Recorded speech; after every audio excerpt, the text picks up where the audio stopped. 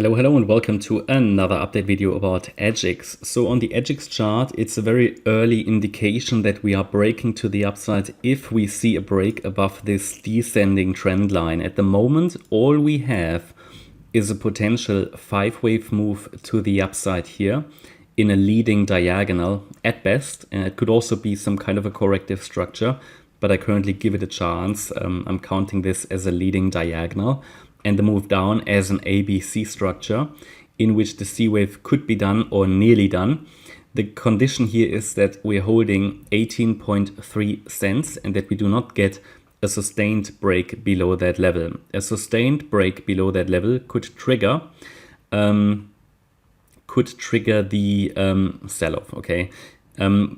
What I would like to emphasize here is that ideally I don't even want to get it, want it to get below 19.3 cents. That's typically the threshold. Normally we don't want it to go below the 78.6 Fibonacci retracement. However, there is the 88.7 Fib level as last Fibonacci support on the chart as well. Can also be relevant. It's just that if we get a sustained break below the 78.6 Fib level, it often doesn't work out anymore in the end. Now, the 88.7 Fib level, which again is the last relevant Fib level that could provide support for the wave 2, is basically exactly where the previous lower degree wave 2 is sitting. So there could be a confluence of support. I would certainly pay attention to that level should price need to break below 19.3 cents. At the moment, I can tell you I haven't got any clear indication that a low is in place, but if we are in an uptrend, and if an uptrend started here on the 10th of June, then we need to see a turnaround in the yellow support area, or there is a good likelihood that we will break below the 10th of June low and then could come first of all down to roundabout 10.9 cents. Now, if we turn around, what do we need to see? First of all, I'd like to see a break above the descending trend line here.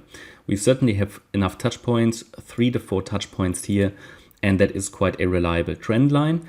We need to see how the price reacts to it when it hits the trend line. A break above the trend line would indicate a break of trend. It would be an early indication that the downtrend, the local correction here of this C wave, goes back into an uptrend. Then I think it could initially get to these previous swing highs at 22.7 cents.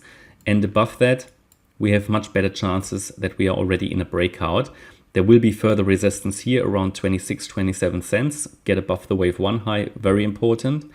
That would be confirmation that we are in the third wave. And the third wave target would be minimum the 1.618 Fibonacci extension of the wave 1.